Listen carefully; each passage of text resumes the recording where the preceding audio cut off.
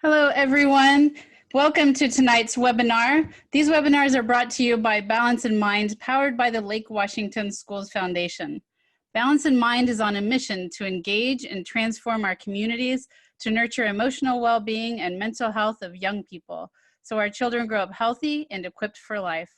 If you or your child needs immediate support or are in crisis, you can text 741-741 for the crisis text line, or call the Crisis Connections at 866-4-CRISIS at any time. Hi, my name is Sherry Gazit, and I'll be your moderator, your facilitator for tonight. I'm a proud Balance in Mind member, but I'm also the founder of TeenWise. I'm a teen life coach and parent coach, so I will be your guide along the way. I wanted to take just a moment to reflect on what's going on in our world right now.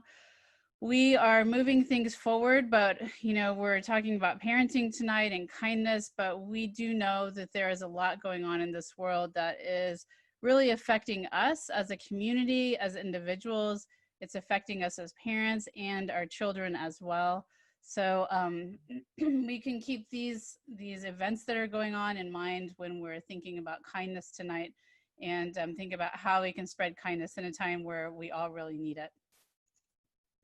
Tonight, we are lucky enough to have Dhaarmika with us. She is the founder of Camp Kindness Counts. Dhaarmika is a parent, an educator, and a founder of the nonprofit Camp Kindness Counts. Her background is in elementary education and psychology and has taught children and adults the past 20 years, both in the US and China. She is passionate about fostering a culture of kindness in communities and showing youth the potential they have to grow into compassionate and courageous global citizens. During her free time, which sounds like she probably doesn't have a lot of, she loves laughing with her 2 young daughters, traveling, dancing, and having fun in the sun. Welcome, Dhaarmika, and we will invite you to come on screen here and say hello. Hi. How are you doing tonight? I'm doing great. Thanks for having me. I'm excited to be here. Excellent. We are so thrilled to have you here. Kindness is something that we can really use a big dose of right now. So I'm going to hand it over to you. I would just like to remind everyone, if you have questions, the best place to put it is in the Q&A box. You can find that by kind of, going down to your toolbox area, wherever that might be, and ask your questions there. And we'll be monitoring that and asking those when appropriate.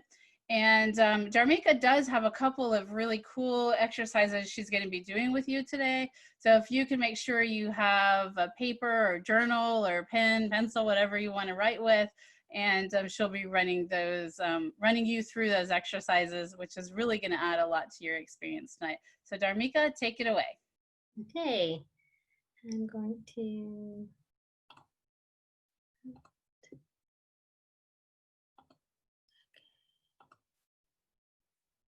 Okay, are we good? Okay, can you hear me? Yes, we can hear you. Sorry, I was muted. Okay, there we go. I can hear you and I can see the slides perfectly. Okay, awesome. Great. Well, I thought I'd start by sharing a little bit about Camp Kindness Counts. Back in 2012, I was thinking about, how can we foster kindness in our communities? And one idea was to give kids a chance to practice kindness in the community. So we started a camp, that's our name. And we invited kids to come and help to make a difference in our communities by introducing the needs that exist and showing them how they can really be a part of that solution. Simply through kindness. And so throughout the week, they were helping people who really needed help in our community. They're helping animals, helping our environment, and actually also practicing these very important character strengths of perseverance and humility, and understanding that we can learn from someone that's different from us. Empathy and gratitude for the environment and the trees that we have, and generosity. And so by the end of the week, we could see a change in the kids. They looked like they felt happier, they felt confident, they felt valued, and like, hey, I'm 7 years old and I matter, I can make a difference. And you can see this confidence in them. And so we thought, well, gosh, there's something going on over here. We have to take the same line of thinking and expand our programming. So that's what we did. And we started more camps, family community service events. So kids of any age, even little babies, can come with their parents and caregivers and just, observe and make a difference in the community while building on our character strengths at the same time. Then just recently, the past couple of years ago, UC Berkeley's Greater Good Science Center had reached out to partner with us on an initiative to support parents in raising caring and courageous children. So essentially supporting the well-being and character development of children. And so we did that through our newest initiative called Kind Will Explorers, which I will be sharing more about later. But we also had their support to be able to develop this type of workshop. And so we're very thankful for UC Berkeley's Greater Good Science Center for their support and their guidance. And we're really happy that we're still partnering with them. My time here today, I really wanted to spend time to set aside some time for self-compassion and then share some research-based tools with you on ways you can foster any character strength, but really using the examples of generosity, forgiveness, and gratitude.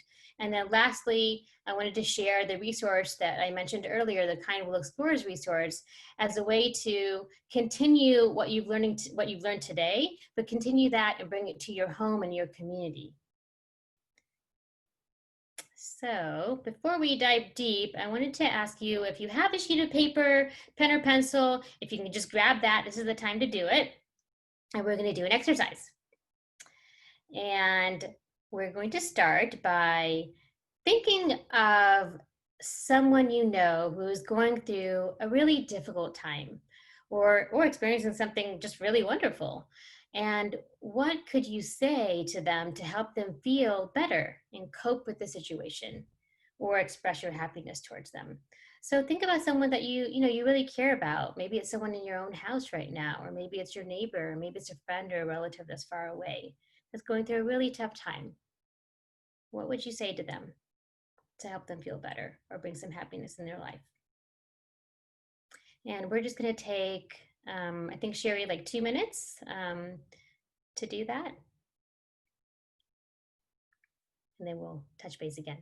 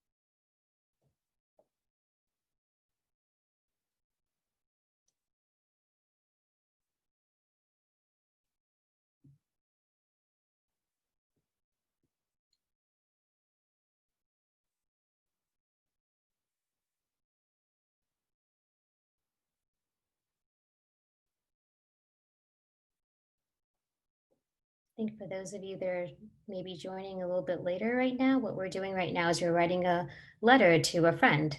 So if you have a sheet of paper, something to write with, just think of someone you know that's going through a tough time or just having a really great time. Maybe they're graduating and you're super excited for them.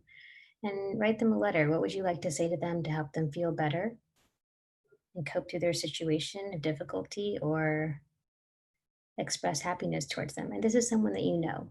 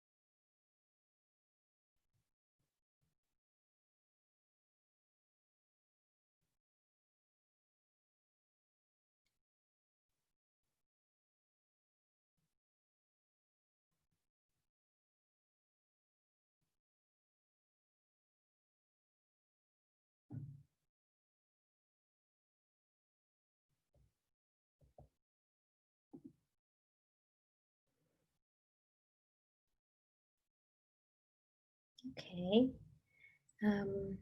I don't want to rush anyone, but you can continue writing if you like. And if you're not, or if you're not done, you can pause now and finish writing your letter later. But now I'd like to ask you if you could take maybe a small sheet of paper and cover the name of the person that you wrote, or you can cross their name out and write your name there instead. So now this letter that you wrote to your friend or someone that you care for is now for you. And I like to ask if you can reread the letter as if it's for you. So, dear, my name is Dhaarmika. Dear Dhaarmika. And I'll give you a minute to do that.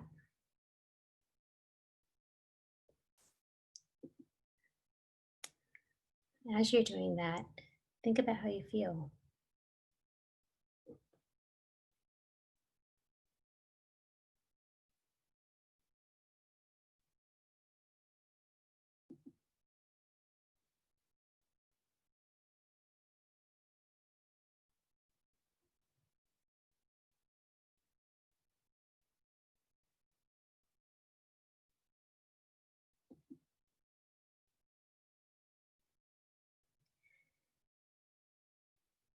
So now, as you're reading that, I want to ask you, do you talk, do we talk to ourselves like that? Do you talk to yourself like that? Do we care and show that same amount of love and compassion the way we do to someone else that we really care about? Do we love ourselves the same way that we love someone else that we really care about? How often do we give ourselves a hug? I think for most of us, like, we really don't. But we're just as human. You're just as human as the person that it is that you care about, that you're wanting to show your joy and your love to. And we're not any different, really.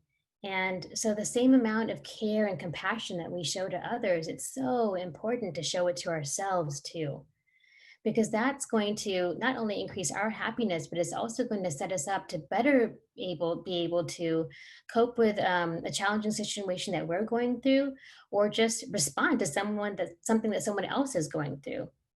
So kindness and compassion and everything has to start with ourselves first before we can take care of others. If we do that, we can better take care of others. So sometimes it feels a little selfish to do that, but it's really not. Like, just think of it as a not selfish thing, because when you're taking care of yourself, you're going to be able to do a better job taking care and loving someone else. So that was, let's see. So that's one way that we can express and show compassion towards ourselves. But I wanted to share some other ways that you can do it. Another way is simply through breathing, which we all already do. But our breath is so powerful. It's not only there to keep us alive, it's also there to help us bring calmness and joy and strength during times when we really need it. And so we can use the power of breath by practicing mindfulness. So as we breathe and we pause, we give ourselves a chance to recognize, how do we feel? And allowing ourselves to just feel like that and investigating, well, why do I feel so irritated right now? What's causing that? And then just understanding that, what, this is just a feeling I have right now. It's not really forever, and it will pass sometime. So really just honoring your feelings and knowing that it's okay. And also taking the time to think that, well, there's other people in this world that also feel like that also struggle. And so just knowing that you're not the only person that's experiencing these types of hardships and others are, reminds us of the common humanity, that we have and the connections that we have with others. And that in itself is compassionate towards ourselves. And that's in itself is a reminder of how we're just so connected. And it's also comforting to know that you're not in something alone. So breathing, there's two techniques that I like to teach kids that participate in our program, but this is something that adults can do too. So how about we do it together? The first is called belly breathing. And what I like to do with belly breathing is I like to put one hand on my chest and the other hand on my tummy. So let's see if we can do this together right now. The reason why I like to put two hands is because sometimes I forget and sometimes I breathe in my chest. And so when you have a hand on your tummy, it's a reminder, a gentle reminder. So we're going to take a couple of deep breaths, really slow, and try to make sure the air goes to your tummy. Because when it's going to our tummy, then a lot more oxygen gets to the rest of our body, which makes our body very happy and also calming. And so let's do that together. Inhale, exhale.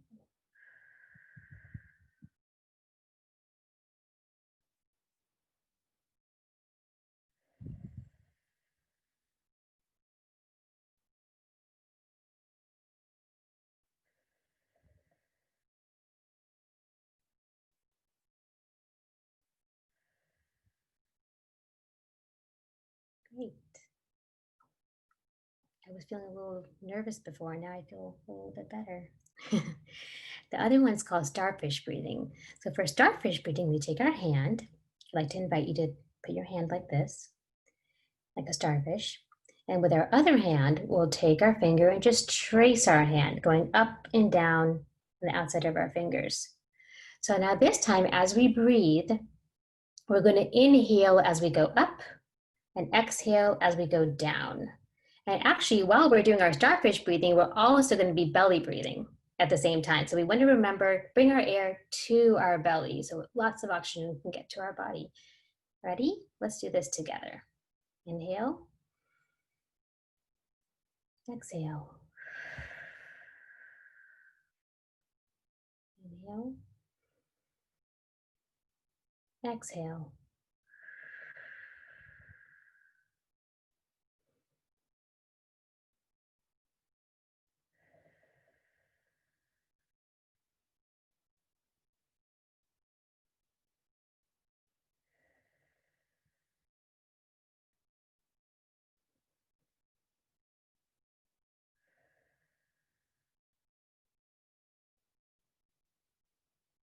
I hope that felt good. It's so easy, yet we forget, it's so easy just to take a breath when we're having a really challenging moment. But when we take the time to do that, I promise you, it will set us up to respond to situations maybe a little bit better than we may have otherwise. And it'll help to bring calmness to us. Now, out of the two, I really love starfish breathing because I feel like it forces me to kind of go slower and gives me more time to breathe. And when we do starfish breathing, I tell the kids, you don't have to walk around with a hand like this when every time you need to breathe. You can be in class, or even if you're at home, you can have your hand on your lap and do starfish breathing. And it's my favorite, and I think a lot of kids like it too, and a lot of parents like it. So try it out. Kind messages to ourselves are another way to show kindness and just self-care. Writing a message that you resonate with and putting it on your mirror, so every day when you brush your teeth in the morning, you'll see it. Or the first thing you look at when you turn your computer on. There's one that I really like here: feelings are just visitors. Let them come and go. So I'd like to invite you to share ideas of your own. If you have any ideas or things that you already like to do for self-care or self-compassion, this could be an opportunity for us to even learn from each other and share ideas with each other. So if you'd like to share, and share if you see anyone that likes to share, that'd be great to hear from people. If not, this is a great time to also just jot down on your sheet of paper, what would you like to do for yourself? How do you want to practice self-compassion and self-care? I'm watching the chat box for you. I'll let you know if anyone responds here. Okay, thanks. So let's ask that question one more time. Oh, I wanted to invite you to share some ideas on ways that you may already practice self-care or self-compassion, or if you have any ideas for yourself. Like how do you think you could practice self-compassion, or what could be helpful to others? Excellent. And I will jump in and I'll just say, take a bath, anything with water. Yeah. Yes. I think my kids have taken after me now, and I noticed my kids saying, "Can I take a bubble bath?" Someone else said that yoga is their way to practice self-care, meditation, exercise, take a walk, eat delicious food, all really great ideas for self-care. Yes. Thank you. Thank you for sharing. and read a book. That's a good one. Yeah, great. Awesome. Thanks for sharing. Um, so as I mentioned earlier, when we practice compassion and awareness towards ourselves, it helps us as role models to our children. So it helps us to respond maybe a little bit different, than we would have otherwise to our children. But children are always, as we know, children are always watching us. They're learning from us and our actions. So when they see us taking that moment and time out for ourselves, and we can explain why we're doing that and why we just took 3 deep breaths or did the starfish breathing, they'll learn to do that too. And I think all of us would want that for our kids, right? To give them a space to practice self-compassion and self-care. Now, I would love to introduce an evidence-based way and strategies to foster any character strength. And we're going to use the example of generosity. So if you want to really foster strong and compassionate character in your children, the first thing we need to do is model it, and then seek opportunities to practice, and lastly, reflect and practice empathetic parenting. So modeling, when we think of modeling, we want to think of like, how would you want your child to respond in a certain situation? So we're just going to give a kind of a lighthearted example. Let's say you've had like a really long day, meeting after meeting, you made lunch and it burnt and it starts raining. You were supposed to go for a walk. It starts raining and pouring down, so you can't go for your walk. One of your children's sick, like just, everything's just not going right that day. And you just had enough. And all you want to do is just sit on the couch and have something that's not good for you, like chocolate.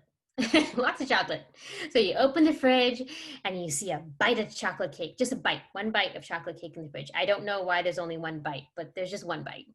And so you get that bite, of chocolate cake, and you sit down, and all of a sudden you hear pitter patter. Somebody is coming around that corner. Somebody who likes chocolate cake is coming around that corner, and it's the kid. And you have to decide, can I eat this chocolate cake and, be done with it and no one will ever know? Or do I share it? Do I model generosity? But all kidding aside, let's say, your child comes around and you haven't eaten your cake yet, and, oh my gosh, mommy, what are you doing? You're eating that chocolate cake. Where did you get that chocolate cake? I really wanted chocolate. That's not fair. That starts happening. And, this is your time to practice an empathetic parenting and ask questions and take a pause and take a breath and say, whoa, that really took me by surprise. When you raise your voice like that startled me. Is something wrong? I can see when I'm looking at you, you don't look very happy. Is there something bothering you? You said something about the cake. And they said, yes, I wanted the chocolate cake. Okay. Well, I understand that you like this chocolate cake. And I understand that you're upset. But I wasn't even going to eat this chocolate cake. I was thinking something else. Maybe I was going to share it with you. And maybe instead of raising your voice next time, is there another way we could communicate that we want the chocolate cake? What else can we do? How else can we handle this situation? Have a conversation with your child about it. Maybe you could just ask me, what are you doing with that chocolate cake? And then that's your moment to say, okay, you know what? I actually really wanted to eat this all by myself, but I know that you also love chocolate cake. And maybe you've had a busy day. So how about we share this one bite? And so you share it. And then share your feelings around that too. Like, it was actually really hard for me to do this because I actually really wanted to eat it all. But it also makes me feel happy because I know that you're happy. I can see that big smile on your face. So I feel really happy being generous and sharing this with you. So that is a hard time to be generous. Sometimes it's hard, to be generous. But sometimes when we use our words and we use that language, saying that we're being generous, when we're paying attention to the feelings and letting our children know that, we have feelings, but also honoring their feelings, it kind of levels out the playing field, a little bit, because sometimes kids sometimes forget that adults have feelings, and teachers, it's like being a teacher, in a classroom. As soon as you know only your teachers in the classroom, as soon as they leave the classroom, you're like, what? teachers go to Target, it's kind of one of those kind of situations. Like sometimes kids feel like that with parents too. But we do have feelings. And when kids know that and they understand that, then it just helps the situation. And then seeking opportunities to practice it. Generosity, there's so many opportunities to practice it. And for kids to see us practicing it, because again, they're learning from us. So maybe you're driving in the car and you're letting someone to go in front of you, and maybe you can use your words. That's what I do all the time. I'll use my words. Oh, looks like that person's in a rush. Let them go. Let's let them go in front of us, or something at a grocery store, or maybe just being generous with our time and helping each other in the family, helping to clean up our space in our room. So many ways to be generous, practice generosity. Now there's forgiveness, which can be a really tough one. When we think about forgiveness, when we forgive someone, it doesn't mean that we're saying that that what that person did was okay or what they did was right. We're just letting go of our grudge, so that way we can be happy and they can be happy. And because when we hold grudges, it's hard. It's hard to be happy with that person. So it's important to be able to, when we forgive, to know that we're just letting go of our grudge and not really saying that what that person did was okay. And I have a perfect example. This weekend, one of my daughters was preparing for a presentation, and she was just super stressed out and really, really nervous because she's never done anything like this. She's in 5th grade. And she was being really grumpy with all of us, me, my husband, my younger daughter.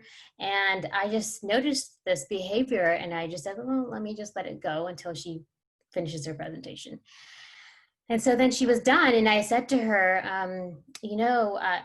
I noticed that, you were really being, I felt like you were being grumpy with all of us. You didn't look very happy by your face, and some of the words that you were using with us didn't make us feel very good. And, is there something that's bothering you? And she's like, no, And I said, well, you still look grumpy. So were you nervous? So she didn't even know, she knew that she was being grumpy, but she didn't know why. And so I said, well, were you nervous about that presentation? Is it something you were scared about? And she said, yeah. I said, okay, well, I understand that. I can understand being nervous about giving a presentation, because I was nervous about giving this presentation today. So I can understand what it feels like to be nervous. But being grumpy and kind of mean to other people, that doesn't make us feel very good. And so we had this opportunity to talk about things, share each other's feelings and problem solve through the situation, and forgive. So I was able to forgive her. Our whole family was able to forgive her, and also understand where she was coming from, and then come up with solutions on what we could do next time if we're feeling a little bit nervous. And so, oh, hi, Sherry. Hi. And so, yeah, that was just another example of modeling generosity, forgiveness, seeking opportunities to practice forgiveness. I think especially right now in our homes, lots of time, lots of opportunities to practice forgiveness. So, Dhaarmika, can I just point out something about that strategy you just went through that's really great? Is that you didn't say, you can't treat us like that. What you said was, this is how you're feeling, and it doesn't feel good when you treat us like that. So you're giving her the opportunity to kind of process that and say, oh yeah, maybe I need to think of a different way to do that. So I love that there's not a punitive piece to it. It's a awareness and reflection. Yeah, I think that is so important for kids. And another piece which I didn't share was, we also said, I said to her, if you'd like to, I understand you didn't mean to do that, but if you'd like to say anything to us, anything, and whenever you're ready, whenever you want to say something to us, you can. It doesn't even have to be today, but think about this. Think about what just happened the whole half of the day. And if you'd like to share something later, tomorrow, you can. And she immediately said, well, I'm sorry. No. I said, no, you don't have to say sorry right now. You don't have to even, just think about it first. And she really did. And it really, I think it was really helpful to her. And it empowered her versus, I know I've done this before, you need to say sorry right now. And they say sorry through gritted teeth, like, I'm so sorry, but they're clearly not. So you completely gave her that power to decide what to say, when to say it. I love it. Absolutely love it. Yeah. Yeah. There's another character strength that's also super important to practice. Oh, we'll go on. Well, we're not there yet. We're on neuroplasticity. Well, practicing, something else I talked about was just practicing, right? Looking for opportunities to practice the character strength is super important. So, our brain loves experiences. We love to practice things. This is just how humans learn. It's like riding a bicycle. We don't learn how to ride a bicycle by just reading about it or watching someone else ride a bicycle. We actually have to get on the bike and pedal and practice keep on practicing. And then we get really good at riding a bicycle. And then before we know it, we're riding a bike and we don't even think about what we're doing. Same goes for walking, same goes for reading. We don't have to think and relearn everything. We just do it. Well, more recent research has indicated that that's how character development processes in our brain too. We just need to practice it. And when we practice building character strengths such as forgiveness and generosity and perseverance, then we are actually literally setting that foundation in our brain. So as we grow to become teens and adults, like it'll just be a part of who we are. So when we see someone that needs help, we'll just help them. When it's time to be generous or forgiving someone, it'll be so much easier to forgive. It'll be so much easier to give. It'll be so much easier to love because we've practiced it. And it's just a part of like who we are. And then you think about, well, what if I'm an adult and it's really not easy for me to forgive? Because I have a family member that is like that. It's just not easy for them to forgive. And does that mean that I won't ever be able to forgive? Like, am I always going to be like that? Is it going to always be hard for me to forgive? No, that's what research said. Like, no, there's neuroplasticity. Our brains can change. It's almost like if you think about, having an addiction, like coffee, I don't know, it's just something. And if you want to stop that, can you? Yeah, you can. It just takes practice. It just takes practice to stop. So the same goes for character strengths, which is super exciting to know as an educator, as a teacher, and when I talk to other researchers that all we have to do with our kids is just give them the opportunity to practice all these really powerful and important character strengths. So they can take on challenges in the world and make our world a better place. So practice. Gratitude is another character strength I'd love to highlight.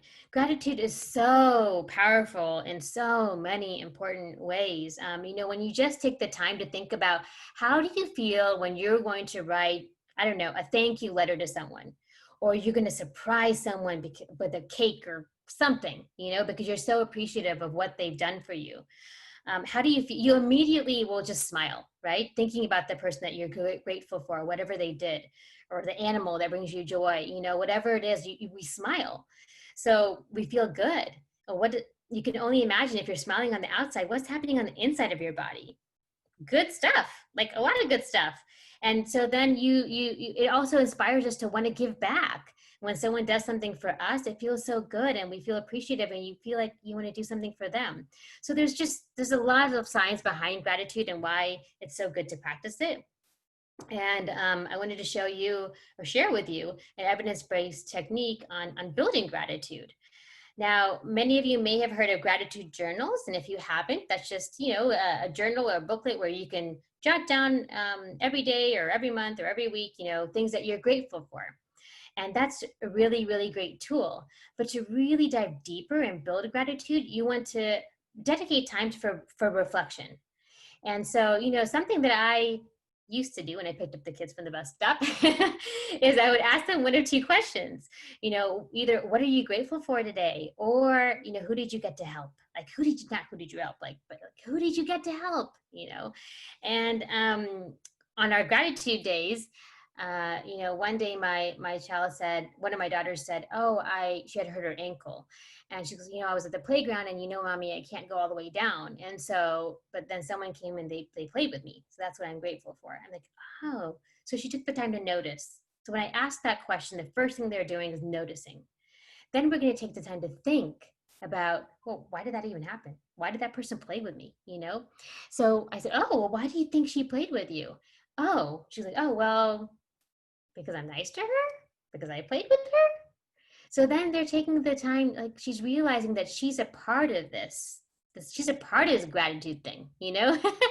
And then feeling like how did you make you feel when she came and played with, oh mommy, I felt so good. I was so sad before, but I felt so good and so happy because then I had someone to play with. I said, that's so great. I'm so happy for you. I can see that you're happy even now, like even though you're not playing with her now, but you're still, look how long you're happy, you know? And then do now, no, you know what? She made you so happy. Like, what do you think you can do to show your appreciation back? She's like, oh, I can play with her when my ankle gets better down in the playground or just anytime. I said, yeah, you can.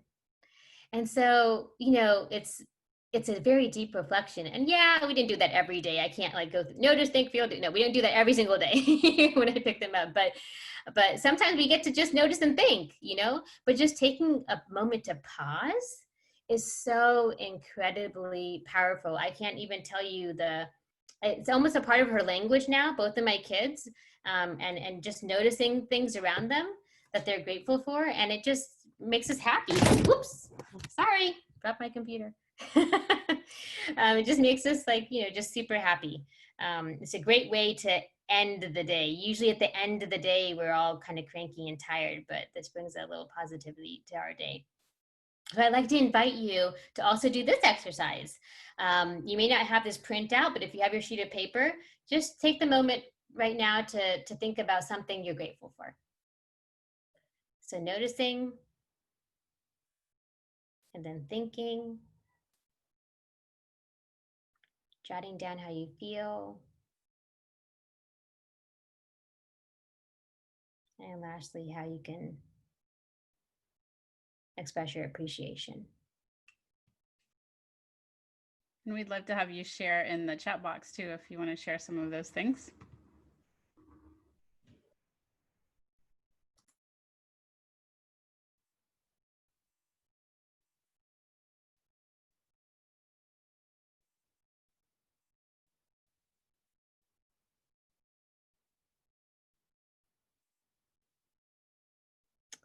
And did anyone want to share? Sorry, I was muted. Someone said they're grateful for their family. Yes. Someone else also agreed, family. Yeah, as difficult, as times are right now, I think there is a lot of gratitude for the family that we have at home. I think it's a time for all of us to learn a lot about each other and what's important to us as individuals, but also what's important to us as a family. And there's a lot we can be doing at home right now. Mm-hmm. Not just for ourselves, but for our community and what's going on in the world. So someone else said their garden, they're grateful for their good health. great. So as you're noticing what you're grateful for, maybe go on to the next step and think about, why are you even grateful for it? Or how do you feel? Or and what you can do to show your appreciation back. If it's your garden, how can we help to take care of that? Take care of our garden since it makes us so happy. How can we make the living things in our garden happy? Mm-hmm. It used to be like with the gratitude journals, we just thought of it as I'm grateful for, food. I'm grateful for coffee. I'm grateful for my daughter. But to take it that extra step that you're saying here, like how it makes you feel and how can you reciprocate, then it really adds a different layer, which lights up more of your brain, which is always awesome. Yes.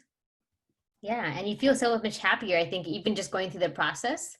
Mm-hmm. You're already grateful just by noticing, but then you feel happier thinking about why it happened and thinking about how you feel and thinking about what you can do. And, and I think for a little kid, that's super exciting, right? Like you realize the power you have.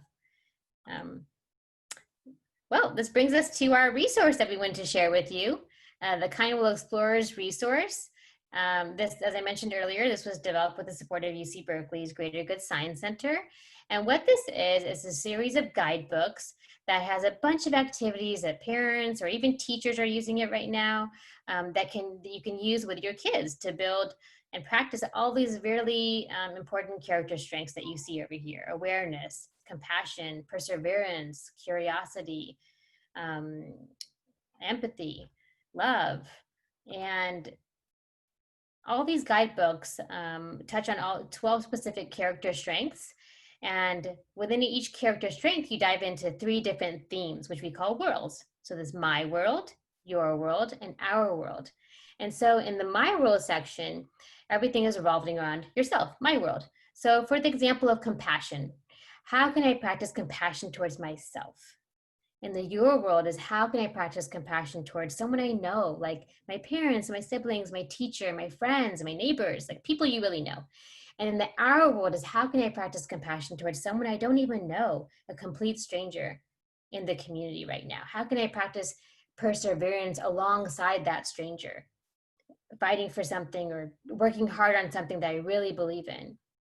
So that's the our world piece, is really thinking about somebody else and bringing in that perspective into the character building. So the children and you, quite honestly, even as a parent, are really learning, going through all this together, and having a chance to practice the character strength starting right here from you and going all the way out into the world, and getting all those different perspectives. And then every child also gets a passport. So it's a kind world passport. And this is a reflection tool. If you have noticed through this workshop, we've been doing a lot of reflecting, and it's very core to all of our programming. We reflect, we reflect, we reflect, and we share feelings and share feelings. And so that's what this is. It's a reflection tool. So as the kids are doing all the different activities, they can write down or draw a picture of what they did, how they felt. What does awareness even mean to me? What does it even look like? With no judgment. One day, my daughter, we were on awareness, and my daughter drew a fly. And I was like, fly? We didn't, why is this fly? I didn't know what was happening, So instead of saying, no, we didn't talk about flies today, I just, oh, what is this fly about? He goes, oh, well, I noticed a fly going around the room. Awareness. So, and that's fine. What we're doing is we're planting the seeds. We're just planting the seeds. We don't talk about our feelings very often. We don't sit around the table and, oh, let's talk about compassion. This is, now we're being intentional about having those kinds of conversations and actually practicing it. And once upon a time, we didn't do that, right? I think 20 years ago, community looked very different. 20, 30 years ago, people knew their neighbors. Our life was much slower. We do far more in 1 hour than we, ever, like today, far more in 1 hour than we ever did 20 years ago. And that's caused a lot of changes, and it's affected our well-being. And so with the Kind World Explorers, one of our intentions is also to help build community.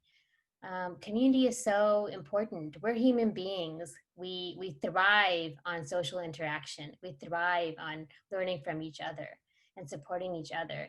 And so, although it's hard to connect face to face right now, we can always collect online like we are. Building community and starting a Kind World Explorers Club, or using these resources. The reason why it's important to work with others is because, for kids, especially, it's so important that they can hear the feelings and the thoughts of other kids. We don't feel alone then. We make connections with others and learn from others. And that's what happens in our programming, but also in Kind World Explorers. And so it's also an opportunity for parents to support each other and to learn from each other. So as a wrap up, be strong, be happy, be kind. And remember, to build kind, courageous character in our children, we have to model it first and practice it and build and learn from each other. Be open, to learning and building from the community with each other. Get to know your neighbors, reflect, and share your feelings. And some upcoming stuff. For Kind World Explorers, if you are interested in the resources, completely free. We have it on our website. You can download it. It's super easy. We just hope that it will help you. We have family service events usually every month, but of course those are on hold right now. But those are opportunities for you to come out in the community and practice those. Every family service event focuses on a specific character strength. So we may be practicing love with seniors at a senior center one day, or gratitude out in the park. but those normally take place every month. They're free.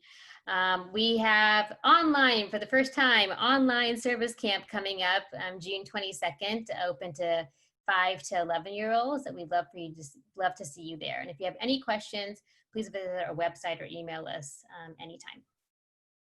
I think this is great because there's so many people asking right now, okay, all the summer camps are canceled. What am I going to do with my kids? And I can't think of anything better than teaching them kindness and promoting kindness and gratefulness. I mean, this sounds amazing. And so the first thing here on your slide, Start a Kind World Explorers Club, is that the book that you were walking us through that had all of the different like reflections and pieces of, you know, the 4 levels there? Yes, yes. So we have 4 guidebooks, and the Kind World Explorers is just a resource that has a bunch of activities that go through the My World, Your World, and Our World pieces of the character development. So they're really simple activities. The activities themselves probably only take 10 minutes, if that. I think most of the time is spent on the conversation that you want to have with your children around what you're learning. And then the reflection, the passports for the kids. And all of that is free online, and parents can download it, or you can just look at it, you know, on your device. That's great. Yeah. Okay, so let's see. We've got a few things I wanted to add in here from the chat box.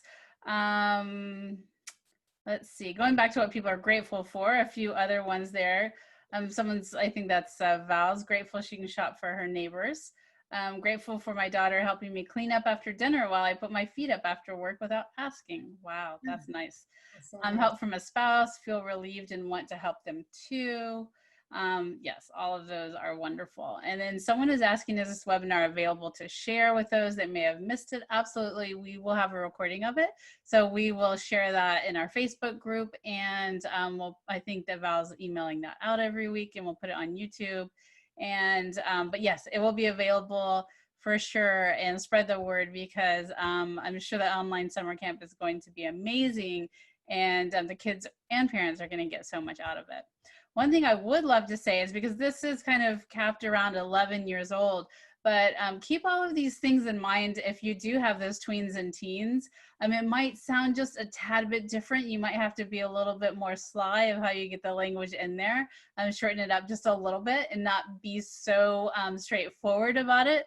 It's like kind of sneaking it into your everyday. But with your teens, role modeling it is going to do so much, like to use the language that Dhaarmika taught you today, and to, like, even in traffic, you know, instead of getting angry at somebody who just cut you off, you know, really reflect on how can you show kindness in those moments, and it will make a big difference, because a lot of times your kids reflect what you're doing. Yes, 100% agree. Okay, Dhaarmika, do you have any more slides, or can I bring you back on screen? No, I don't. I just have that last quote, which I'm not sure if you have, but. Yes, I have that one. I'm gonna wait and pull this one off. Let's see. Okay, so if anybody has any questions, you know, we have a couple of minutes left, and Dhaarmika, awesome job on timing here. We're always like running out of time. This was perfect. And are there any questions, Dhaarmika, that we should ask before everybody kind of takes off tonight? Oh, gosh. What should we ask them? What's a good reflection question? I know you've asked a lot. Well, I really wanted to ask people, you know, well, we did ask in the beginning what kindness means to them, but especially given our time right now, you know, how we want to honor our feelings. And a lot of times, you know, even with kids, we ask each other, we ask them how they're feeling, and we share how we're feeling, but sometimes we don't act on that. And so if we truly, you know, the purpose of Camp Kindness Counts was to foster a culture of kindness in our communities. And to really foster change in your communities, we have to act on our feelings sometimes. And so I like to ask everyone to think about that, to think about when they have a feeling, whether it's sadness or joy, or, you know, if you're scared or whatever it is, how could we act on that in a healthy way, so that we can ultimately bring about a culture of kindness and positive change in our world. That's so true, acting on it. Because a lot of times in today's world, we feel like, okay, we're posting on social media, or, you know, well, it's the act of like sending a card or baking cookies or helping out a neighbor with groceries. It really just, that connection really, it makes everybody's soul light up. It's just amazing how kindness really is contagious. I have a friend, an acquaintance who, she is the queen of sending out cards, and it's not a huge card. It's not a gift card. It's just a card that says, I was thinking about you and I hope everything's good. And it, you know, a small act like that can really go a long way, especially right now with all the stuff going on. Yes. Okay, so that was fantastic. I loved it. Amazing. Thank you so much, Dhaarmika, for sharing with us. And I hope that a lot of you get your kids signed up for this kindness camp. And if you do, like in the Facebook group, let us know how it goes and what your kids are doing. I'd love to hear about it. And we will be continuing this conversation in the Facebook group. So let me just share my screen again, and I will show you that. I believe I've got it up here. Yeah, it's just Balance in Mind, super easy to find us. And we're going to take some of the questions from tonight and some of the things that Dhaarmika taught us and put those in the Facebook group so we can continue the forward momentum about kindness here. And here's the quote that Dhaarmika was talking about. Why don't you go ahead and read it? Too often we underestimate the power of a touch, a smile, a kind word, a listening ear, an honest compliment, or the smallest act of caring, all of which have the potential to turn a life around. That's fantastic. We can all just leave that in our hearts and go out there and act on our feelings and spread some kindness. Thank you, Dhaarmika. I really appreciate you spending your time with us tonight. And everyone, I hope you have a fantastic night. Thank you, Sherry. Thank you so much. I loved being here. Thank you.